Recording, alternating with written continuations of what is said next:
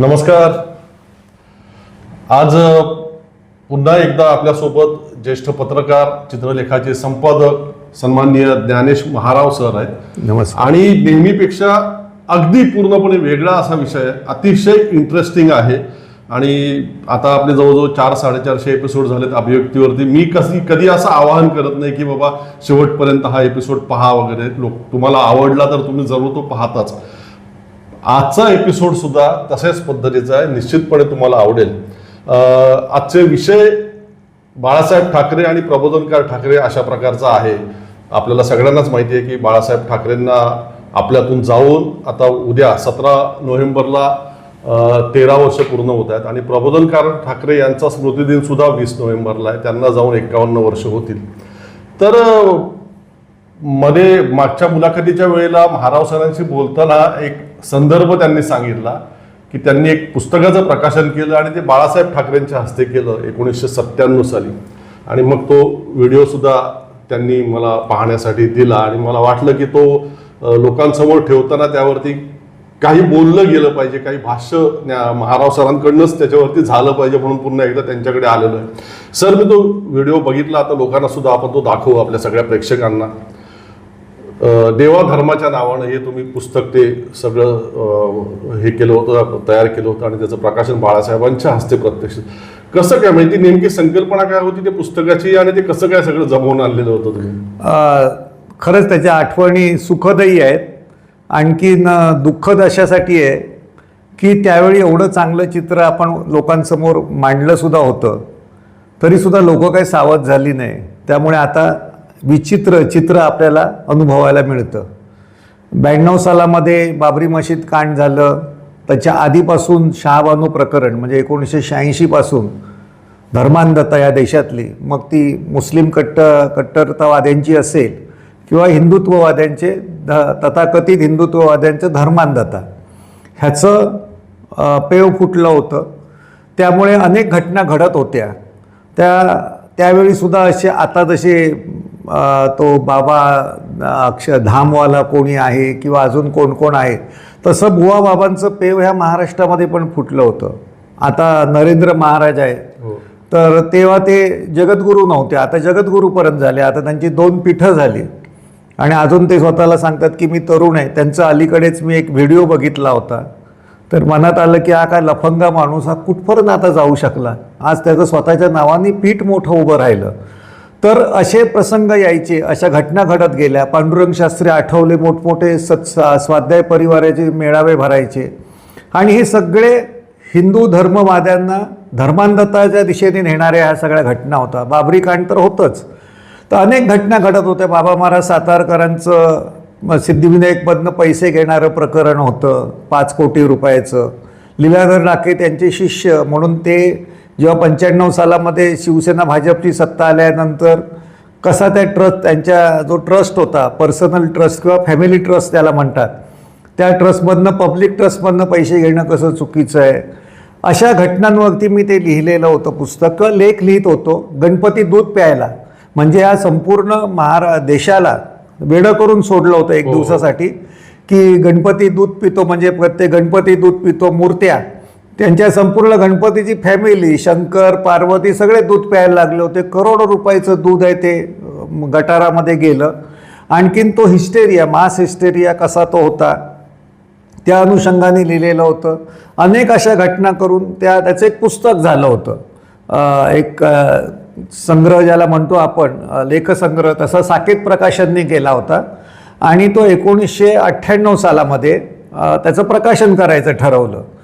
तर दरम्यान मी प्रबोधनकार ठाकरे माझे वाचून पूर्ण झाले होते, कारण ह्यांची सत्ता जशी आली 1995 सालापासून ते 99पर्यंत जी भाजप शिवसेनेची सत्ता होती, तर त्याच्यामध्ये आता जसा उन्माद जसा दिसतो की सत्ता आल्यानंतर ते भगवीकरण किंवा काय असं नव्हतं. ते सगळं खरंच लोकांच्या हिताच्या दृष्टीने त्यांना कुवतीनुसार जे काम करत होते ते त्यांचं चालू होतं.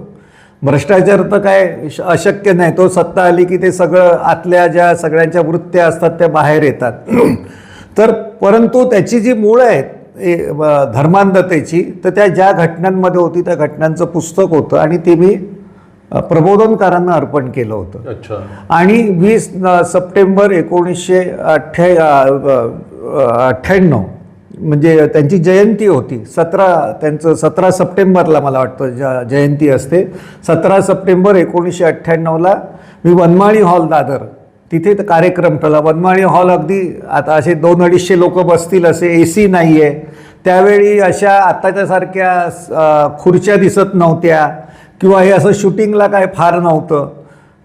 खुर्च्यासुद्धा प्रेक्षकांना बसायला तर लोखंडाच्या गंजलेल्या खुर्च्या, अशी परिस्थिती त्या काळामध्ये. असंच होतं सगळं. मी बाळासाहेबांना सांगितलं, साहेब असं असं मी पुस्तक अर्पण केलेलं आहे प्रबोधनकारांना, तर त्या दिवशी कार्यक्रम करावा पुस्तक प्रकाशनाचा, तर मला असं वाटतं. तर ते म्हणाले की ठीक आहे मी येईन, पण म्हणाले की हा पहिलाच कार्यक्रम होतो प्रबोधनकार गेल्यानंतर. अच्छा. आम्ही ह्याच्या इथे करतो कार्यक्रम, म्हणजे पुतळ्याला हार घालणे अजून करतो, पण कोणी इतरांनी स्वतःहून पुढाकार येऊन प्रबोधनकारांचं स्मरण करण्यासाठी व्याख्यान ठेवलंय काय ठेवलं असं नाही आहे. तर म्हटलं की माझी इच्छा अशी आहे की तुम्ही पुस्तकावरती नाही बोललात तरी चालेल, कारण कदाचित तुम्हाला ते पटणार पण नाही. तर म्हणाल नाही हे सगळं मला मान्य आहे. मी म्हटलं की माझी इच्छा आहे की तुम्ही प्रबोधनकारांवरती बोला, कारण प्रबोधनकारांवरती कुठे लिहिलं जात नाही, बोललं जात नाही. त्यांच्या समकालीन लोक त्यांना ज्यांनी माहिती आहेत, कारण प्रबोधनकार संयुक्त महाराष्ट्राच्या चळवळीमध्ये होते आणि मधु दंडवते म्हणा, SM जोशी किंवा हे सगळी लोक त्यांच्याबरोबर काम केलेलं आहे. तर नाग गोरे, मृणाल गोरे किंवा विरोधी बाजूचं आपण म्हणू यशवंतराव चव्हाण त्यांच्याबरोबर होते, पण त्यांनी असं प्रबोधनकारांचं कोणी डिटेलिंग नाही केलेलं आहे. तर वडील म्हणून नको, तर प्रबोधनकार म्हणून त्यांनी काय काय तुम्हाला जेवढं माहिती आहे तेवढं तुम्ही सांगावं अशी माझी इच्छा आहे. तर म्हणाले मी येईन म्हणून. आणि त्या दिवशी नेमकं एक गंमत झाली. त्याच्या आधी 2 दिवस आधी ते साकेत प्रकाशनाकडनं त्यांचं जे मी पुस्तक होतं देवाधर्माच्या नावाच्या 5 प्रती आणल्या. आणखीन मी प्रबोधनकारांकडे आपलं बाळासाहेब ठाकरेंच्या घरी जाऊन दिल्या मातोश्रीवरती. तेव्हा महापौर त्यावेळेचे एक माजी महापौर होते नंदू साटम, ते होते तिथे उपस्थित, अजून काही 1-2 जण होते. तर ते दिलं. आणि नेमकं त्याच वेळी मी चित्रलेखामध्ये अग्रलेख लिहिला होता शिवशाहीला फेपर नावाचा. म्हणजे यांना दर अमावस्या पौर्णिमेला जशी फिट्स येतात काही काही लोकांना, तसं या दर 15 दिवसांनी यांचं काहीतरी चालू असतं. मग काहीतरी चप्पल लावून नाही तर कांदा फोडून जसं त्याला ठिकाणावरती आणतात तसे यांच्या काहीतरी सुपाऱ्या फुटतात. आणखीन नंतर मग ते शांत होतं असं लिहिलं होतं. तर पुस्तक दिल्यानंतर ते एकदम चिडले. ते म्हणाले कार्यक्रमाला बोलवतात आणि असलं लिहितात काय. तर मी म्हटलं की तो विषय वेगळा आहे, तो चित्रलेखातला विषय आहे, हा आपला सार्वजनिक विषय आहे. तर म्हणाले नाही नाही मी येणार नाही. म्हटलं साहेब मी हात जोडून सांगतो, ते काय माझ्या वडिलांचा कार्यक्रम नाही आहे, तो प्रबोधनकारांची जयंती आणि तुम्ही प्रबोधनकारांबद्दल बोलायचं.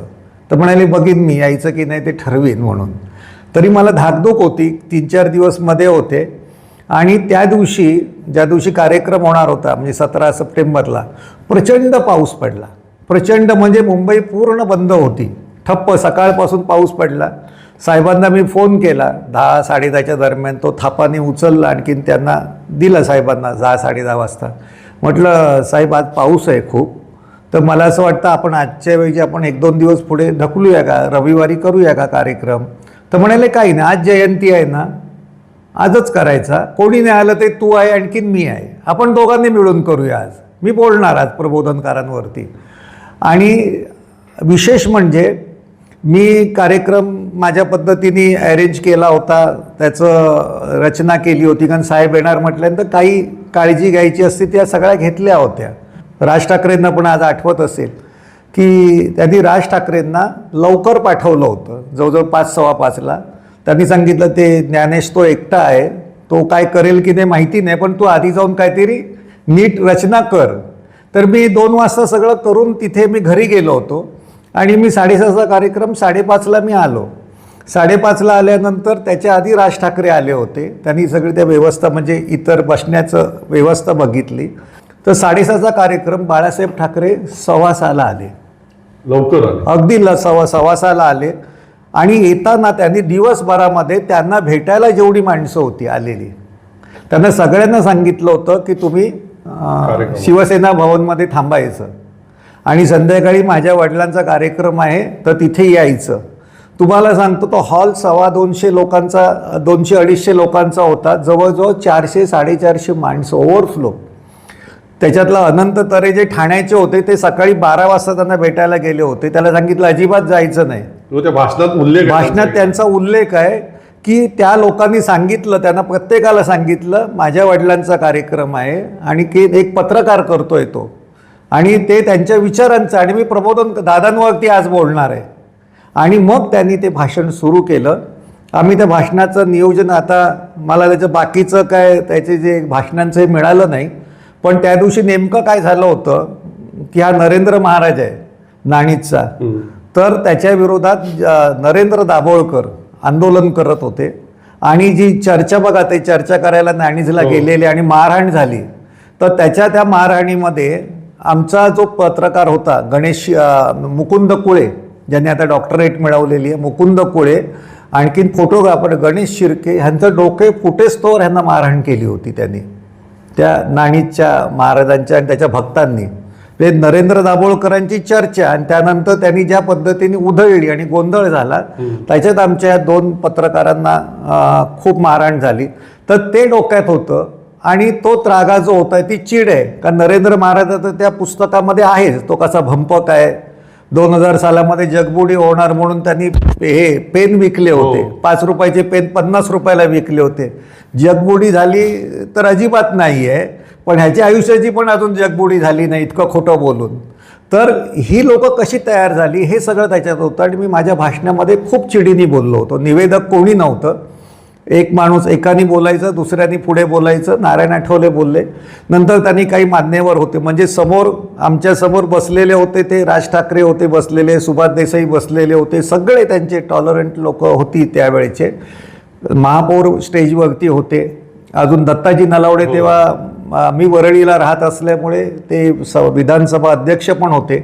मी साहेबांना विनंती केली, म्हटलं साहेब त्यांना आपण बोलवूया, पण भाषण फक्त साहेबांचंच होतं, म्हणजे तेच बोलणार 1 तास आणि ते भाषण सुरू झालं. आणखीन मला अपेक्षित नव्हतं बाळासाहेब काय फार तर 10-15 मिनटं प्रबोधनकारांवरती बोलतील, पण त्या दिवशी त्यांचा इतका मूड लागला होता. ते जे सतत म्हणायचे की मला ते काय त्या शेंडी जाणवायचं हिंदुत्व मला मान्य नाही आहे, तो घंटा बडवणारे नको, तो हिंदूंच्या विरोधात जे आवाज काढतील त्यांना बडवणारे पाहिजे. त्याच्या सगळ्याचं सार म्हणजे त्यांचं ते भाषण आहे आणि ते भाषण करताना प्रबोधनकारांचं श्रेष्ठत्व कशात आहे सांगितलं आणि आपल्याला तो विचार कुठून आलेला आहे तो मला असं वाटतं कायम जे आता जे म्हणतात जे शिवसेनेपासून दुरावलेले आहेत, मूळ शिवसेनेपासून, जे उद्धव ठाकरेंच्या शिवसेनेपासून, तर ते जे सांगतात सतत की आमचं हिंदुत्व हेच खरं आहे, तर ते कसं खोटं आणि बाळासाहेबांनी कुठलं हिंदुत्व ॲक्सेप्ट केलं होतं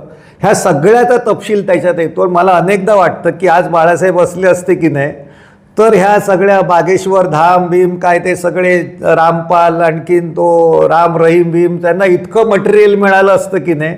आणि त्यांनी जो कार्यक्रम त्यांनी जे प्रेझेंटेशन केलेलं आहे तो एक पात्री कसा करतो विथ ॲक्टिंग विथ प्रसंग त्यांनी उभे केलेले, तर त्याचं मी अनायसे का मला माहिती नाही, त्यावेळी ते खूप खर्चिक होतं व्हिडिओ करणं, हे व्हिडिओ करणं किंवा शूटिंग करणं हे खूप खर्चिक होतं. तरीसुद्धा मी खर्च करून ते आमचा एक शैलेंद्र बर्वे आमचा मित्र होता त्याच्याकडनं मी ते शूटिंग करून घेतलं आणि नंतर मग त्याचं शूटिंग झाल्यानंतर तेव्हा कॅसेट निघायच्या, तर राज ठाकरे म्हणाले त्या कॅसेटच्या ऐवजी मी तुम्हाला ते फ्लॉपीवरती आणून देतो, खूप काळ टिकेल. त्यानुसार ते टिकलेलं आहे, पण माझ्या हातात यायला जवळजवळ ते 15 वर्ष लागली आणि नंतर असं वाटलं की आता काय त्याचं औचित्य, लोक तर त्याच्यामध्ये बाळासाहेबांनी एवढं सांगून सुद्धा त्याच्यामध्ये संपलेली आहेत, लोक अडकलेली आहेत. तर पण मला असं वाटतं की त्यांचा जो विचार आहे, विशेषतः प्रबोधनकारांचा विचार आहे, त्यांनी सांगितलेला म्हणजे हिंदू हृदय सम्राटांनी सांगितलेला विचार, कारण त्यावेळी ते हिंदू हृदय सम्राट म्हणून त्यांचा गवगवा होता, दबदबा होता आणि खरा हिंदू धर्म कसा असतो हे त्यांनी त्याच्यात सांगितलेलं आहे की जो आजच्या घडीला ज्या भाजप संघाच्या हिंदुत्वामध्ये फसलेला जो समाज आहे तो निघण्यासाठी खूप त्याचा उपयोग होईल. बरोबर. आणि मला असं वाटतं की उद्या म्हणजे 17 तारखेला बाळासाहेबांचा स्मृतिदिन आहे आणि 20 तारखेला प्रबोधनकार ठाकरेंचा स्मृतिदिन आहे. तर पुत्रांनी आपल्या वडिलांची कीर्ती कशी सांगावी, कशा पद्धतीने सांगावी बरोबर. आणि किती सांगावी आणि किती त्यांचे विचार पेलवावेत आपण, आणि खऱ्या अर्थाने त्यांनी ते विचार पेललेले तुम्हाला त्याच्यात दिसतील. तर असं दुर्मिळ ठेवा की सत्ता असताना बाळासाहेब ठाकरे हिंदुत्वाबद्दल, हिंदू धर्माबद्दल, त्याच्यातल्या भिक्षुकशाहीबद्दल, त्याच्यातल्या भटशाहीबद्दल, त्याच्यातल्या बाबाशाही, बुवाशाही, बापूशाही ह्याच्याबद्दल काय काय सांगतात आणि अनेक नावं त्याच्यामध्ये येतील. तर ती नावं ऐकल्यानंतर ते इतके स्पष्टता असताना आपण त्यांना चुकीच्या मार्गाने नेलं का? लोक सोयीसाठी कसा नेत्याला सुद्धा बदलायला लावतात ह्याच्यातलं उत्तर तुम्हाला त्या व्हिडिओमध्ये आपल्या या आठवणीच्या ठेव्यामध्ये मिळतील असं मला वाटतं. खरोखरच अतिशय अप्रतिम असं भाषण. म्हणजे बाळासाहेबांची अनेक भाषणं यूट्यूब आणि समाज माध्यमांवरती आहेत, तुमच्यापैकी अनेकांनी ती ऐकली असतील, पाहिली असतील, परंतु हा अतिशय सर बोलले त्या पद्धतीचा दुर्मिळ ठेवा आहे आणि ते अजिबात शिळं झालेलं नाही, अजिबात जुनं झालेलं नाहीये आणि कधीच होणार नाही. ते कायम स्वरूपी ते ताजेच राहतील विचार. अशा प्रकारचे बाळासाहेबांचे विचार आहेत. तुम्हाला ते आता भाषण ऐकवतो, महाराव सरांच्याच कृपेने ते मला लाभलेलं आहे आणि पहिल्यांदा ते आपल्या अभिव्यक्तीवरून आज प्रसारित होत आहे. शब्द आणि शब्द अगदी कान देऊन ऐका. प्रचंड महत्वाचं असं हे भाषण आहे. हा ज्ञानेश्वर आमचे बसलेले आहेत. ज्ञानेश म्हणजे काय, ज्ञानेश्वरच. त्याने हट्टाना मला सांगितलं नाही तुम्ही आलं पाहिजे, मी असं करतोय तसं करतोय. म्हटलं बरं येतो. आणि आजच्या प्रकाशनाला मी इथे आलेलो आहे. दादा काय होते, कोण होते हे इतकं अगदी एखाद्या अशा सभेत सांगणं कठीण आहे, पण भयानक माणूस होता. थोडं आमच्या नारायणरावांनी सांगितलं की कडवट कुठे होते, कसे होते, पण दादांना घडवलं ते पुण्याने घडवलं. कारण त्यावेळेला मी लहान होतो आणि आमची अशी एक गल्ली होती आपले बुधवार पेठेत, तिकडे पेठात जास्त बुधवार पेठेत होतो. दादांचं ते डेक्कन स्पार्क नाटक कंपनी होती ज्यांनी खरा ब्राह्मण नाटक काढलं होतं. आणि काय कोणते दिवस आम्हाला काय माहिती होळी कुठची काय कुठची, आम्ही नेहमीच बोंब मारणारे. त्याला आमच्याकरता खास शिमगा आणि होळीची काही गरज नव्हती, आजही नाही. आणि शेणमारा काय चाललाय, दगडफेक चालली आहे काय, आणि काय काय विचारू नका. नंतर मेलेली गाढवं आणून टाकायची, प्रेत यात्रा काढायची, हे सगळे आम्ही बघत होतो. मला काही कळायचं नाही काय चालले ते. तरी पण हे संस्कार होत होते त्या बालवयापासून. आणि आम्ही सुद्धा असे का घडलो त्याला कारण पुण्याचा, आणि माझा जन्मही पुण्याचाच. माझी सगळी भावंड मुंबईला जन्मली, पण मी एकटा पुण्याला. वडिलांनी इकडे आणल्यानं वाचलो. पुण्याच्याबद्दल मला अभिमान आहे, कारण पुण्याने जेवढं दिले तेवढं महाराष्ट्राला, तेवढं मला वाटतं कोणी दिलं असेल असं वाटत नाही. नामवंत आहे, पण आचार्य अत्रे वगैरे अशी माणसं, मुठ्ठोर माणसं होऊन गेलेली आहेत. बरं, आणि आता मलाच माझ्या वडिलांबद्दल बोलाल तुम्ही, बोलवलं की सांगा तुमचे वडील कसे होते. कसे होते म्हणजे काय सांगायचं. आज असते तर कानफटात मारली असती, कार्ट्यात तुझं वय काय माझ्याबद्दल सांगतोयस. पण माझा एक अभ्यास चाललेला असं दादांचा, काय माणूस आहे, किती कडवट. पुष्कळ मी त्यांना बोलायचं, पण म्हटलं दादा कशाला हे करतं. अरे नाही, ह्या साल्यानं म्हण असं घेतलंच पाहिजे, त्यांना आडवं केलंच पाहिजे. सगळ्यांशी त्यांना आत्ताण. अन्यायाला लाथ मार हे पहिलं त्यांचं वाक्य. अन्याय सहन करायचं नाही, तुम्ही करू नका. आता खरखोर म्हणजे ते हिंदुत्वाच्या विरोधात होते का, हिंदू धर्माच्या विरोधात होते का, बिलकुल नव्हते. पण त्यामध्ये काही जे ढोंग धत्तुरे आहेत त्याच्या विरुद्ध जरूर होते. तुम्ही मग अशी म्हणाल ते नरेंद्र महाराज वगैरे, मला अजून कोडं कळत नाही काय भानगडी सगळ्या ह्या. आणि ह्या बाया सुद्धा का त्यांच्या मागे लागतात. त्या बायकांकरताच काय उद्या बा स्वामी महाराज व्हायचं आहे तर तुम्हाला मध्ये वाटायला काय हरकत नसावी, म्हणजे राजकारणातनं मुक्त झाल्यानंतर. मी विचार करतो, म्हणजे तसा नाही हो, मी काय विचार करतो. अहो गुरुपौर्णिमेला मागचं पान बघा वर्तमानपत्रांची, किती किती काय काय सगळे आलेलं असतो. तारीख वार वेळ देतात. आज गुरुपौर्णिमा, अमुक अमुक यांचं दर्शन, ज्ञानेश महाराजांचं दर्शन, नारायणरावांचे दर्शन. त्या ठोकून यायला कोण हे. कोणाचे वरती केस असतात, कोणाचे खालती केस असतात, कोणाच्या बाजूला केस असतात, आणि भडभुंजा बसलाय आपला. हे असे पानं बिनं मांडलेले असतात, बोटे बिटं मधली बिदली चाटून. बाहेर माणसं मरत असले ते परवा नाही, पण बुवाला जेवण मिळालं पाहिजे. आणि ते सगळे चोचले. मी तुम्हाला एक असा विचार करतो की तुमच्यापैकी किती जण एखाद्या गुरुकडे जात असावेत, आणि ज्या उद्देशाने जाता, ज्या करता जाता, ते खरंच काम सुसह्य झालं का, सुटलं का, नोकरीसाठी गेलेल्या माणसाची नोकरी मिळाली का? दादा सत्य शोधक होते. प्रत्येक गोष्टीतलं सत्य काय आहे आणि असत्य काय आहे त्यातला ते निवाडा करत होते. बाबा हे सत्य आहे, हे असत्य आहे, असत्याच्या मागे जाऊ नका. हे गुरुपौर्णिमेवाले महाराज, अरे तुम्हाला काय गरज आहे? या जाहिराती कशा करता? पुष्कळाला काय होतं, माझी पंचायत होते, तुमची होत असेल बघा. काही वेळेला असे मागच्या बाजूला जाहिराती येतात एरवी गुरुपौर्णिमा नसली की. आणि ते काय असतं की ह्याला मिळतात ना तुमच्या त्या दंडाधिकारी, ACM दंडाधिकारी, त्यांचे फोटो आणि गेलेल्यांचे फोटो असे मिक्स झालेले असतात की आपण एखाद पटकन बोलतो, अरे रे गेला वाटतं. नाही दंडाधिकारी झाले, दंडाधिकारी काय फोटो, अरे दंडाधिकारी झाला म्हणजे तुला 4-5 2 दंड वाढले का?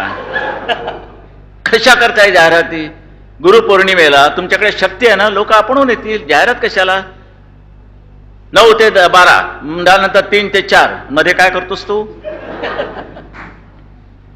कारण मी हे अनुभव घेतलेत. आमचं आणि आत्यांचं भांडण कुठे लागलं? माझे दपा खांबेटे हे सहसंपादक होते आणि त्यांचे एक बेलेनाथ बाबा म्हणून फार ते मानायचे त्यांना. इथे जे काय DL वैद्य रोड तिकडे ते उतरायचे. महाराजांना उतरायला ठिकाणं भरपूर, कुठेही जा, महाराजांना आपलं खोली मोकळी, बाकी घरची माणसं बाहेर. महाराज आले,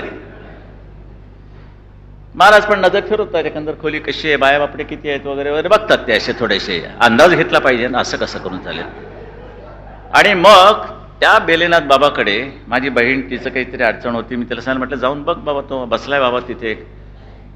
ते गेली दुपारी मध्ये बोलवलं तेव्हा, तुम्ही म्हणे असं करा दुपारी या, म्हणजे ते एवढ्याला हे फक्त दपा वगैरे असतील, तुम्ही या, मी काय असेल ते बघतो.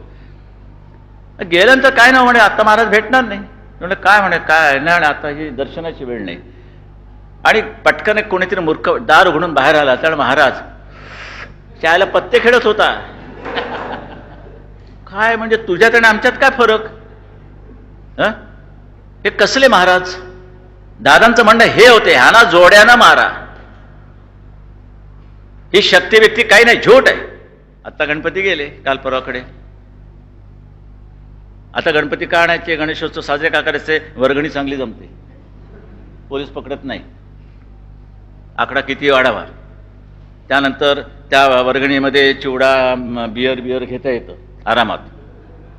कार्यकर्त्याला जोर आला पाहिजे ना, कार्यकर्त्यांना असं कसं, आणि आरतीला ते जोर आला पाहिजे.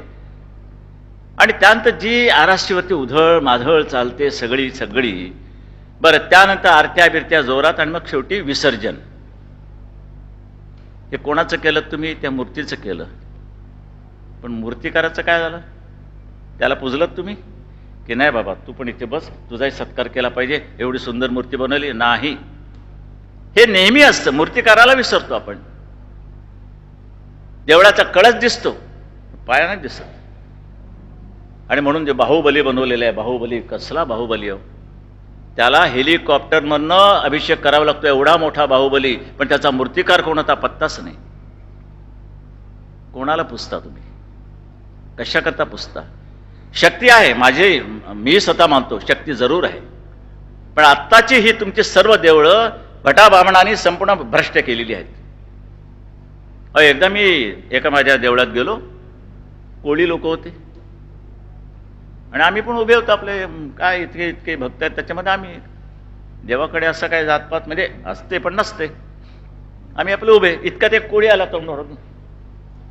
म्हटलं काय? म्हटलं काय आरती बिरती म्हणायची का काय म्हणे? तर त्याने प्याली होती, आणि त्याचा वास तुम्हाला येऊ नये आणि तुम्हाला स्फूर्ती मिळू नये म्हणून त्यानं तोंडात हात ठेवला. आणि काय नाही, त्याला आल्यानंतर त्याला घुमायला लागला. आयला म्हणजे ह्याच्याकरता पहिली मारावी लागते, मग घुमावं लागतं. ही माणसं जी आहेत ह्यांनी भ्रष्ट केलेलं आहे, तुमचा धर्म भ्रष्ट केलेला आहे आणि देवांचं तेज कमी केलेलं आहे. दादांचे फटके ही इथे असते. तो अंबाबाईचा नायटा म्हणून तो लेख आहे ना, तो इथेच आहे. हा इथेच आहे. ह्याच्यावरती अहो काय कोणी कोणाची पूजा करावी? साने गुरुजी का विठ्ठलाच्या मंदिराची कवाडे उघडी ठेवा? देव आणखीन दानव, देव आणखीन धर्म, देव आणखीन तुमचे माणूस, यांच्यामध्ये फरक नाही. माणसं म्हणजे माणसं, त्याला जातपात नाही. कोणी पुजावं कोणी भजावं ठरवणारे तुम्ही कोण? आज जातीच्या राजकारण ते तुमच्या निवडणुका चाललेल्या आहेत आणि सत्ता तुम्ही भोगता आहात. देवळामध्ये तेच आमचं भांडण. दादानी आम्हाला देवाशी सुद्धा भांडण करा म्हणून सांगितलेलं आहे, देवाशी सुद्धा. मग कुठे भांडायचं? मग आम्ही कुठेतरी वर्तमानपत्रात वाचतो, तुमच्या भावना न दुखवता काही विचार देतोय, परवडतील तेवढे ठेवायचे, बाकीचे फेकून द्यायचे. ज्या वेळेला लोक देवदर्शनाला जातात, जाताना असो, दर्शन घेऊन येताना असो, कुठच्या टेम्पोला अपघात होतो, कोणाला काय होतो, कोणाचे 10 मरतात, कोणाचे 6 मरतात. का रे बाबा, हे कशा करता? दर्शनाला आलाय, दर्शन घेऊन जातोय, दर्शन घेऊन निघाला आहे, त्याला अपघात का? इथे विचार पटत नाही. देवानं आमची संकट पूर्णपणे जरी दूर करता आली नाही तर ती बोथट करावी म्हणून आम्ही जात असतो. मग अशा वेळेला हेच संकट येणार असेल तर मी असं म्हणतो, आमचं नशीब आणि आम्ही बघून घेऊ, तुमचं लुडबुड नको. मग तुमची लुडबुड नको हे सांगण्याची पाळी येते देवांवरती शेवटी. मी अनेकांना एक प्रश्न विचारतो. दादाने खूप बंड केलेले, खूप म्हणजे काय भयानक.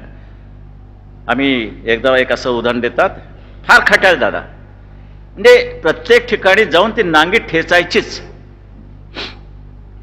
मिरांडाची चाळ आहे इथे, अजूनही आहे, प्लाझा सिनेमाच्या बाजूची. रोज रात्री 12-12:30 वाजता भंडारी समाज त्यावेळेला जास्त होता आपल्याकडे. नारळाची झाडं पण चिकार होते आणि भंडारी पण समाज जास्त होता. एक भंडारी रोज आपला 12 वाजले, हे काय झालं, एवढ्या मोठ्या पोरं दचकून उभी राहायचे, मोठे उठायचे दचकून तिच्या आयला. मग दादा त्याला काय रे म्हणे, काय आले, बोंब चालले. अहो म्हणे, तो भंडारी आहे ना, त्याच्या अंगात येतो. रोज 12 वाजता नसतात आपण बांग, आणखी ह्याच्यात काय फरक नाही, त्यांची पहाटे. बरं बघतो म्हणे. आमचे बाप्पा नावाचे दादांचे एक मित्र होते, बाप्पा बेंद्रे, हे इथे हे होते ना थिएटर, नाटकं चालायची त्यावेळेला, ह्या पुलाच्या खाली, तिथे बाप्पा बेंद्रे ते राहायचे, दादांचे मित्र. दादाने खूप खट्याळपणा केला आयुष्यामध्ये, बंडखोरी, पण बंडखोरी नुसतं त्याला तो विदुषकीपणा नव्हता, बंडखोरी, हुंड्याच्या विरुद्ध बंडखोरी. आणि दादा म्हणाले, बाप्पा म्हणे बघूया रे. अरे म्हणे, दादा जाऊ दे ना, तुला काय करायचंय ना. म्हणे बघू तर खरी काय अंगात येतं म्हणे. तर म्हणे ते गेले, दादाने बघितलं, असं इकडे तिकडे बसले ते, बघितलं. म्हणे तू कशाला म्हणे नादी लागतो दादा, बाप्पा म्हणतो. अरे बघू रे म्हणे काय असतं ते, साला अंगात येत म्हणे. बरं, दादा जाऊन बसले. तो कोळी समाजाचा माणूस, त्यानंतर यानं माहिती आहे सगळं उघडांग त्याचं, आपलं बंबे आपला. तर दादा असे मागे बसले, तिथे फळावर ठेवलेलं. तो घुमत होता, असा उकडा बसला होता, म्हणजे गुडघ्यावर दादा मागे बसले होते आणि हा घुमत होता. आणि त्या बाया बिया नेहमीच जमतात, तर जमल्या होत्या सगळ्या, कोळणी वगैरे. बरं, मग त्यांचे ते नवस चालतात, मग साखळी घालतात आणि ते काय लावतात, तो कौल लावतात. ज्याला तर कौल कुठे लावायचं ते जाऊ द्या.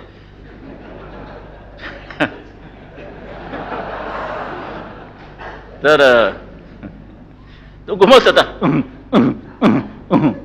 दादा बाप्पाला म्हणे, बाप्पा ते केळी आहेत ना, केळी हो सोलून दे म्हणे इकडे. अरे म्हणे, दादा तुला काय करायचं काय, तू दे. बाप्पा म्हणाला, बाबा दादा म्हणे तू कठीण आहे बाबा, तू दे म्हणे केळं सोलून. त्याने केळं सोललं, साल काढून टाकलं आणि दादांच्या हातात केळं दिलं. दादाने त्याच्या खाली लावलं ते असं इथे. तो जास्त घुमतोय, ते केळं लागलं त्याला गारगार, एकदम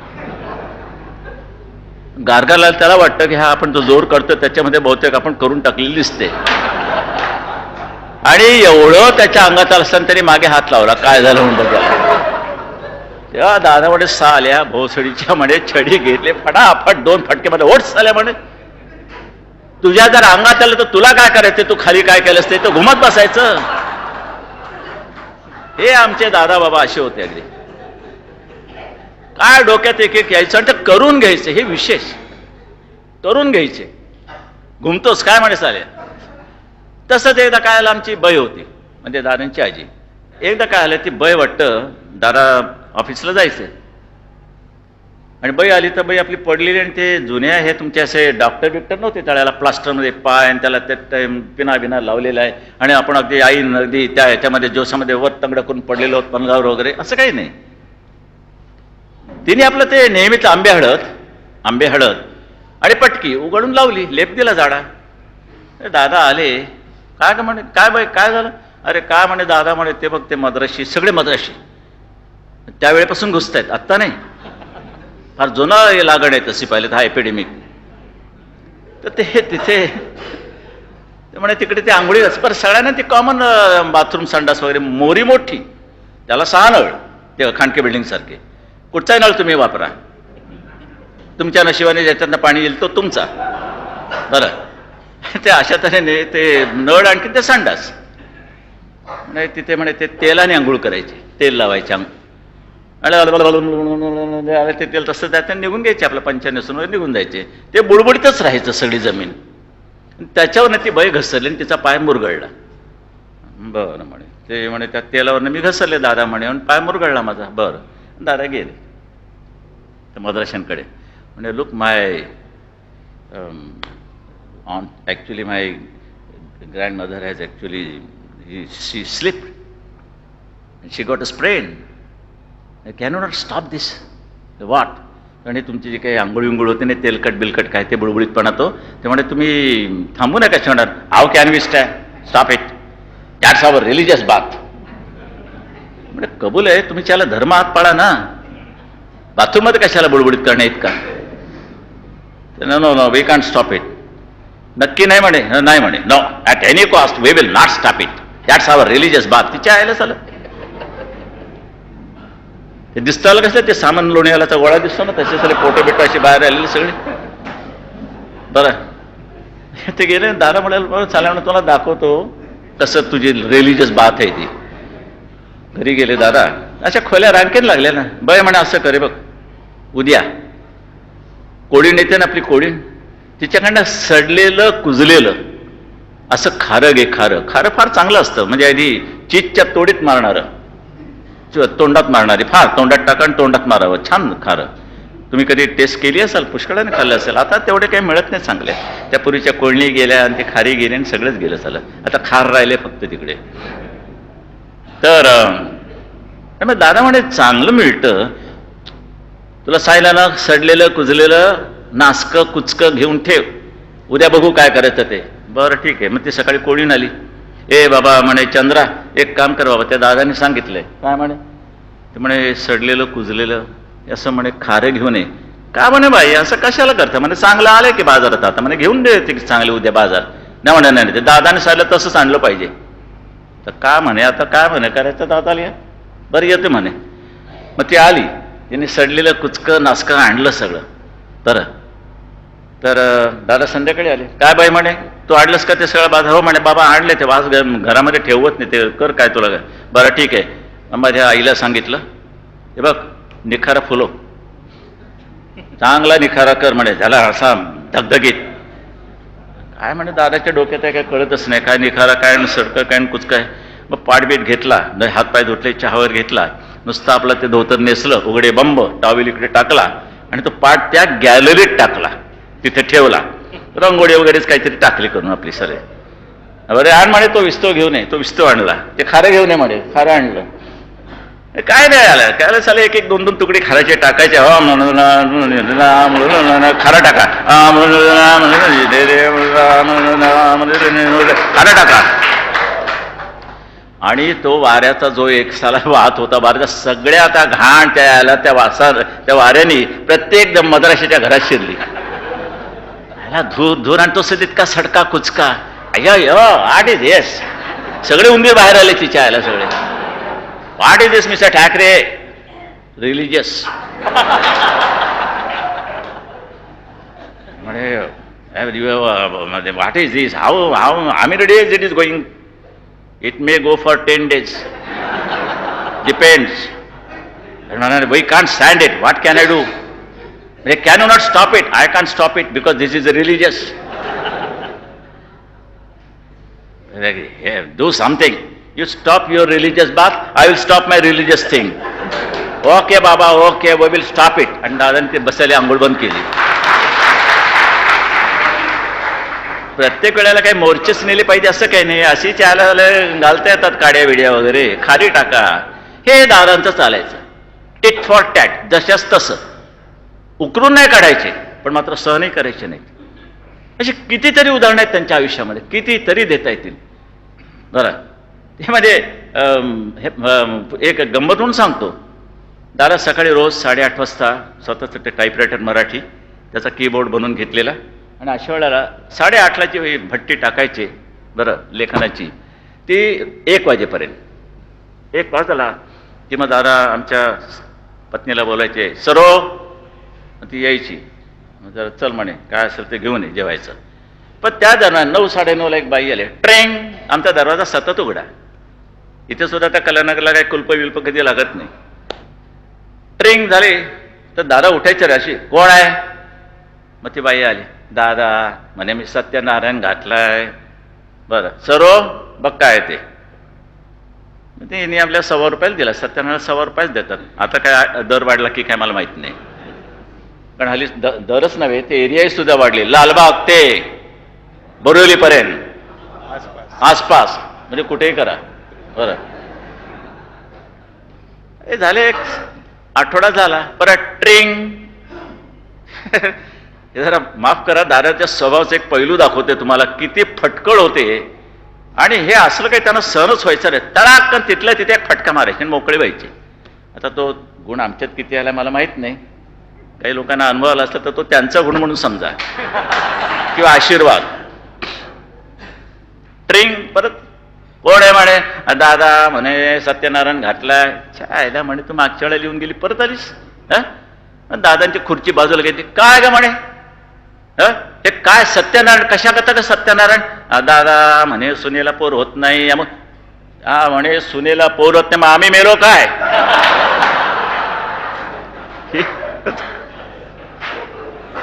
काय असे तोंडा आणि फटकळ होते. याला दया माया क्षमा काही नाही तिकडे. ह्याचं कारण त्या पुण्याने त्यांना घडवलं. बरं, इतर एक किस्से आम्हाला सांगायचे. आमच्या ज्ञानामध्ये खरं म्हणजे आमची जी मडकी होती त्यामध्ये ज्ञानाचा भर दादाने टाकला. पूर्वीची माणसं अनुभवाने आणि त्यांना जे भोगावं लागलं सोसावं लागलं त्यातून तयारी झालेली होती. सोन्यासारखी माणसं. का तर सोनं सुद्धा असंच उजळून निघतं. अशी माणसे उजळून निघाली होती. काय सहन केलं माहिती? आगरकरांचं तरी काय. आगरकर सुद्धा बामण होते आणि पुण्यामधली खडूस माणसं सुद्धा 30 होती. तरी आगरकरांना त्यांचे जे विचार होते, जे प्रबोधन होतं, त्याला सुद्धा विरोध करणारी माणसं पुण्यात. काय नाही, एक दिवशी काय नाही, आगरकरांची प्रेत यात्रा काढली त्या लोकांनी. बामण ब्राह्मण भट भिक्षुक ह्यातले फरक लक्षात घेतले पाहिजे. तेही सांगेन मग पुढे. प्रेत यात्रा काढली. आगरकर असे पहिल्या त्यांच्या त्या पूर्वीच्या होत्या बारके बारके टुमदार अशा. ठेवलं तिथे. आगरकर काय म्हणे, खाली या. आणि इतक्या लवकर काय, या तर खरी. आगरकर आले. काय म्हणे, पहा काय म्हणे, आपला प्रेत यात्रा. आता इथे तुम्ही असता तर चिच्च्या यायला काय असेल ते इकडच्या सातारच्या कोल्हापूरच्या कोकणातल्या काय असेल ते शिव्या दिल्या असत्या. पण नाही, संयम कुठे ढळू द्यायचा नाही आणि उत्तराने कशी हाणायचे मात करायचे त्यातलं एक उदाहरण आहे. आगरकर म्हणाले ही माझी प्रेत यात्रा. हो म्हणजे वा वा वा वा म्हणे, फार उत्तम, फार छान. कारण मला काय वाटत होतं की मी उद्या गेल्यानंतर माझ्या प्रेतयात्रेला 4 माणसं सुद्धा जमणार नाही, निदान एवढी तरी जमतात. वा वा वा, धन्य झालो धन्य झालो. आणि वरती चढून निघून गेले. खाटकन तोंडात बसले. शाणे होते, शब्दांचा मार पुरा झाला. पण अशी उत्तरं देणारी सुद्धा एक तयारी लागते त्या गोष्टीला. हे प्रसंगातनं माणसं तयार झालेली आहेत. भोपटकरांचा वाद झाला खराब रामांवरनं. दादा जिंकले. त्यावेळेला ब्रिटिश न्यायमूर्ती होते आणि त्यांनी सांगितलं, mister Bhopatkar, mister Thackeray is doing the human service, why don't you help him, cooperate with him. गप्प बसले सगळे. नंतर त्या पडव्या असायच्या त्यांच्या ओट्या. त्या ओटीवरती सकाळी भालाकर भोपटकर उभे राहिले. दादा असे कचेरीला जाताना तो रस्ता आणि भोपटकर, अहो केशवराव. काय तुमचा म्हणे ब्राह्मणांवरचा राग गेलेला दिसत नाही. म्हणजे कोणी सांगितलं तुम्हाला? नाही आजही प्रबोधनमध्ये तुमची टीका आलेली आहे ब्राह्मणांवर. नाही म्हणे चुकता तुम्ही. माझं भांडण ब्राह्मणांशी नाही, बामणांशी आहे. बामण भटभिक्षुकांसाठी आहे, ज्याकरता रमाबाई पंडितला सुद्धा भांडावं लागलं, साने गुरुजींना सुद्धा भांडावं लागलं. साने गुरुजींचं उपोषण केलं होतं पंढरपूरला, विठोबाच्या देवळाच्या पायरीपाशी बसून, की नाही म्हणे हे भेदभाव करू नका, सगळ्यांना देवाचं दर्शन घेण्याचा अधिकार आहे. आणि मग आमचे एक एक एक एक ते बंडखोर, नंतर ते लग्नाचे ते हुंडे बिंडे, त्यानंतर दादांची गाढवं कशी काढली, झूल कशी टाकली, आणि हुंड्याचे पैसे वसूल कसे केले, हे सगळं आले त्यामध्ये. जिथे हुंडा घेतला जायचा, आता म्हणजे शिवसैनिक केवढे पसरलेत महाराष्ट्रात, आणखीन अगदी जम्मू काश्मीरपर्यंत. दादांकडे 50 ते 100 माणसं होती, जास्त नाही. काळे ड्रेस आणि ते कोक्लक्स क्लान म्हणून त्या आहेत ना संघटना अमेरिकेत, तसे असे डोळे फाडलेले, नाक आपला हवा घेण्याकरता. तोंडाचा प्रश्न नव्हता, कारण त्यावेळेला खाण्याचे धंदे नव्हते. म्हणजे असं बंद होतं ते. बरं, आणि काय नाही, गाढव, त्याला मुंडावळ्या लावलेल्या, त्याच्यावरती एक झूल, आणि वरती लिहिलं होतं हुंडेबाज गजडा लग्नाला चालला.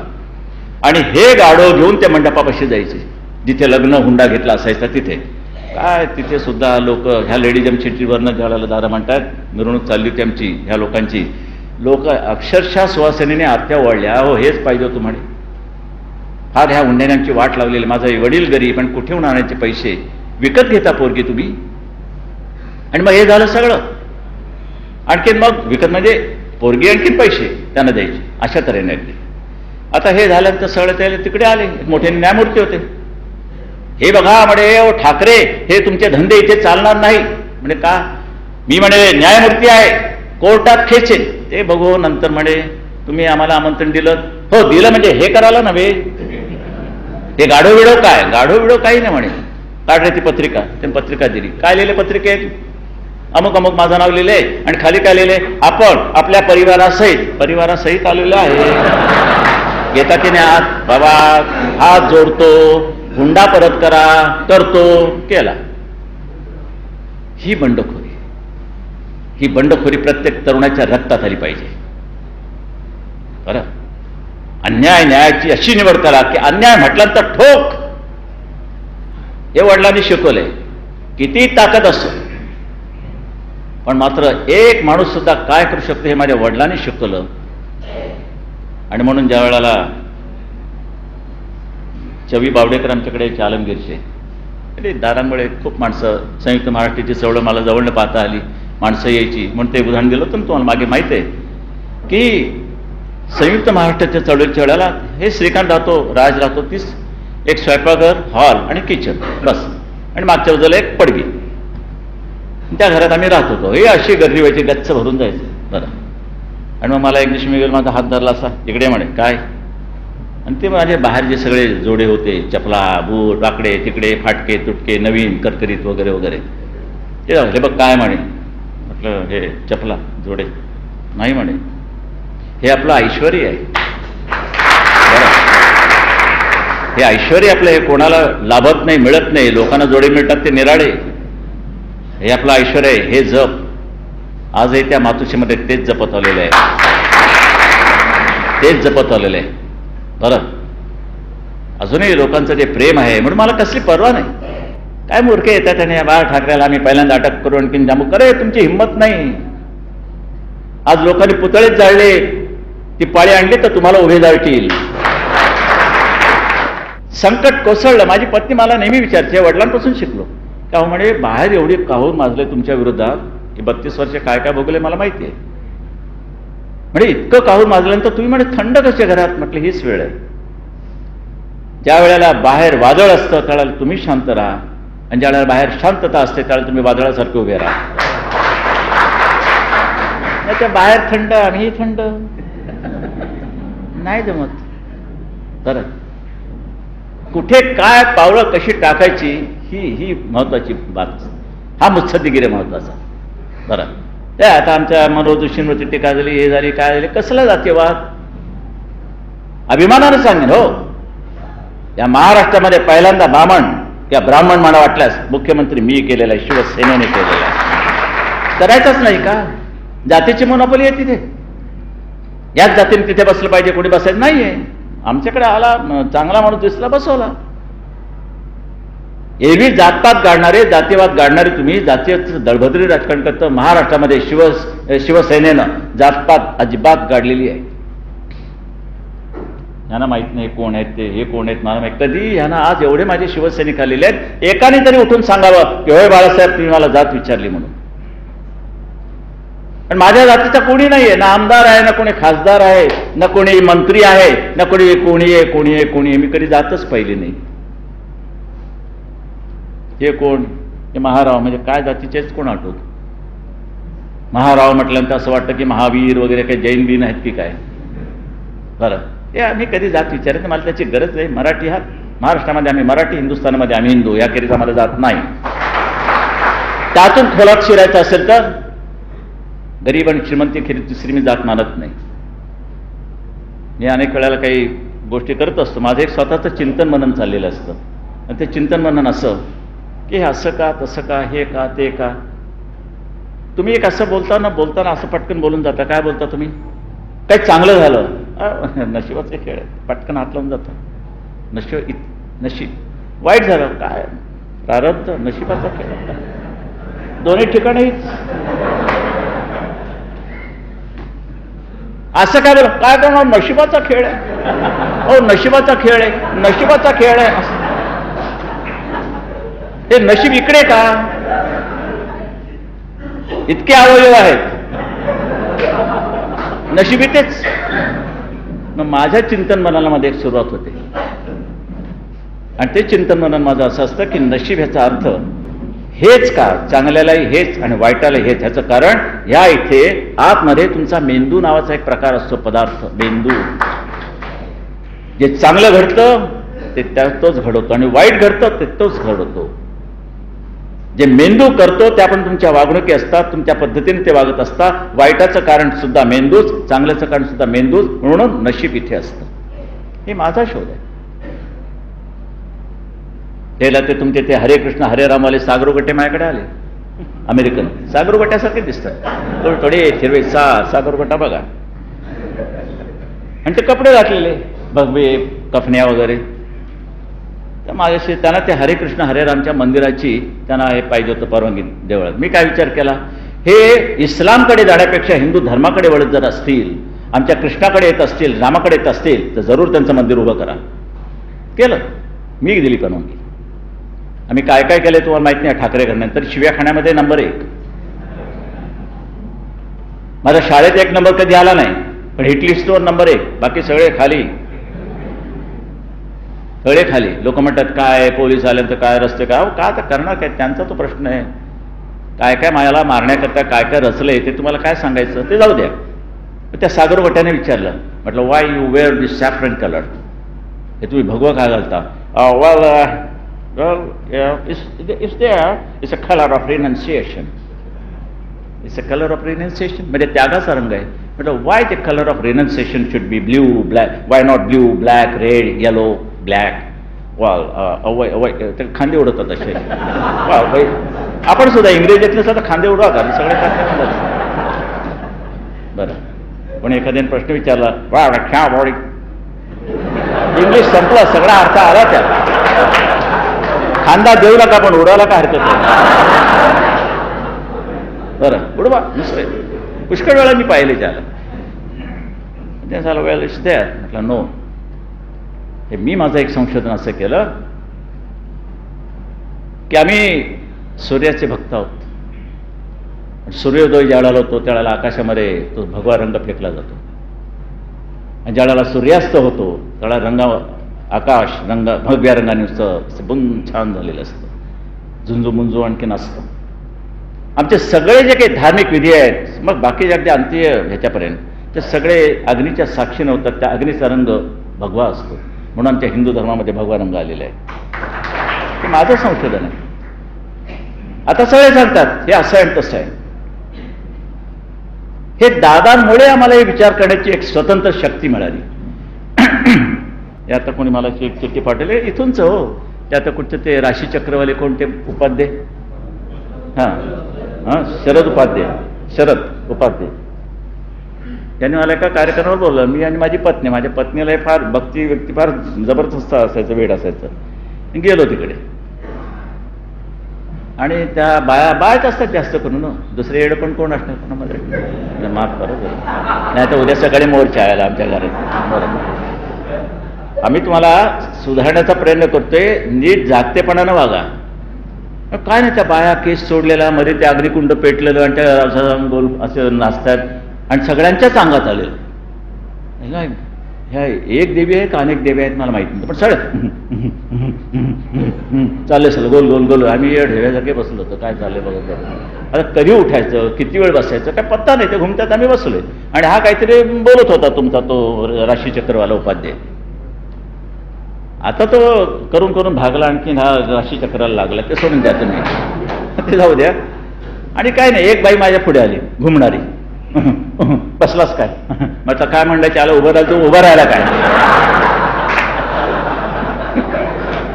म्हटलं, आपण चला पुढे चला म्हटलं, तुम्ही पुढे वा, मी उभं राहतो म्हटलं. एक राऊंड झालं तर पुन्हा ती माझ्याकडे आली आणि आली म्हटलं काय, म्हटलं नमस्कार, म्हटलं नमस्कार, माझं काम करशील. अरे म्हटलं, देवी तू आणि मी साधा माणूस, तू माझं काम करणार की मी तुझं काम करणार. म्हटलं बरं काय, म्हटलं काय सांगा काय, माझ्या भाच्याला नोकरी लागशील.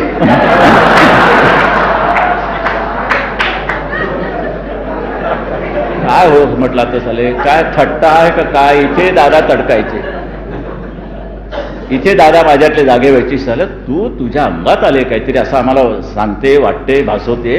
तू नोकरी कशी मागते भाच्याला, तुझ्या ताकद आहे ना अंगात, शक्ती मग दे ना त्याला, ते सांग. आग लाव अंगारा आणि जा. कोण म्हणतो त्याला तुला नोकरी देत नाही, ते अंगाऱ्याने दे की नोकरी मिळून. हे इथे आमचा मतभेद आहे. इथे असं लोकांना फसवू नका, त्यांच्या भाबडेपणाचा असा फायदा घेऊ नका. तुम्ही जागतेपणानं वागा. किती लोकांचे मी स्वतः अनुभव घेतलेले. हे आमच्याकडे कोणीतरी ते लिमई मास्तर ते ह्यांची भरायची, आपल्यामध्ये कोणी जात असतील त्यामध्ये, स्वतः पाहिलं म्हणून सांगतोय, बाकी काही नाही, अनुभवही सांगतोय. तिथे कोणतरी दुसरे यायचे बुवा, ह्यांचं सगळ्याचा दरबार झाला की दुसरा बुवा यायचा. तो बुवा असाच झब्बा लेंगा धोतर असं वगैरे वगैरे सगळं घालून, आणि मग ते असे आळोखे पिळोखे वगैरे द्यायचा. मग ते ह्यांचं सुरू झालं की त्यांचं थांबायचं. आणि मग काय नाही, एवढा एवढा असा तो तुमच्या खडी साखरेचा खडा आणि तुमचा सब्जा हे असं द्यायचं. म्हटलं काढतोय कुठून हे एवढं सारखं, 10 माणसांना एवढे एवढे खडी. म्हटलं काय, म्हटलं धोत्रात आला घेऊन का काय. आणि मग मात्र माझी त्याला ती व्यंगचित्रकाराची नजर, मी इथे बाजूला बसलो, तो बुवा माझ्या समोर बसला, त्यालाही कळत नाही आपल्या मागे कोणाला बसवावं काय वगैरे. आणि काय नाही, तरी खिशातनं तो गोटा काढताना पाहायला आला. म्हटलं खिशात लपवले त्यांनी, हे वरून घेऊन काय नाही, ती हात चला की तुम्हाला आली पाहिजे. मी तुम्हाला कोणालाही, तो आमचा तायड्यांचा मुलगा आहे ना, तो म्हणतो मी तुम्हाला दाखवून उदी काढण्याचं तंत्र आत्ता. अरे म्हटलं शिकव ना जरा, उद्या एखाद शिवसेना प्रमुख बाजूला झालो तर त्याला ह्या धंद्याला लागेल. जास्त येडे जमतील माझ्याकडे तुमच्यापेक्षा. बरं, हे झूट आहे सगळं. ह्या दुनियेला फसू नका. दादांचा आम्हाला धर्मावरती प्रहार करायचा नाही, पण धर्माचे अर्थ समजून घ्या. धर्माची व्याख्या सुद्धा व्यापक आहे. गाडगेबाबांच्या म्हणण्याप्रमाणे धर्म अलग आहे. तहानलेलं पाणी, भुकेलेलं अन्न, नग्न कोणी असेल त्याला वस्त्र, हा धर्म असू शकतो. आणि म्हणून देवळातला धर्म ह्याच्यावरती दादाने हिंदू धर्माचे दिव्याच्या वरती जे काही संशोधन केले वाचण्यासारखं आहे. आज आपलं सरकार आल्यामुळे आता पुस्तिका त्यांच्या नवीन स्वरूपात बाहेर पडतात. जर कधी मिळालं तर वाचा, सगळं काही वाचू नका, पण हे वाचून ज्ञानामध्ये भर घाला की कसं वागावं जगामध्ये, किती फसवले जातो, नागवले जातो, ह्याचं ज्ञान होतं त्याच्यामुळे. आम्ही कशा मोठे झालो, आम्ही होऊन नाही झालो. दादांसारखा एक मार्गदर्शक आम्हाला घरातच मिळाला म्हणून आम्हाला खूप शिकायला. आज माझी नातवंड तेच करतायत. उद्धवचा जो पोरगा आहे आदित्य, बापरे, ते राजकारणच चालते त्याचं. दुसरं काय सांगत, तिथेच बसायचं ना आमच्या पुण्यामध्ये येऊन आणि ऐकत बसायचं. हे संस्कार आहेत, हे संस्कार हे झाले पाहिजेत. हा ज्या पुस्तक रूपाने सुद्धा काही दादांचे चिरंजीव म्हणून किंवा वंशज म्हणून फटकळपणाने काही गोष्टी सांगण्याचं एक आम्हाला एक संधी दिली, त्याबद्दल ज्ञानेशराव मी अत्यंत आभारी आहे. ही मंडळी आली आणि आपणही आलात आणि तन्मयतेनं काही माझे विचार ऐकलेत. काय पटलं असेल न पटलं असेल तो तुमचा प्रश्न आहे, पटलंच पाहिजे असा माझा हट्ट नाही. पण आम्ही ठाकरे हे असे आहोत एवढं फक्त समजून घ्या, एवढी नम्र विनंती करून मी आपली रजा घेतो. जय हिंद, जय महाराष्ट्र.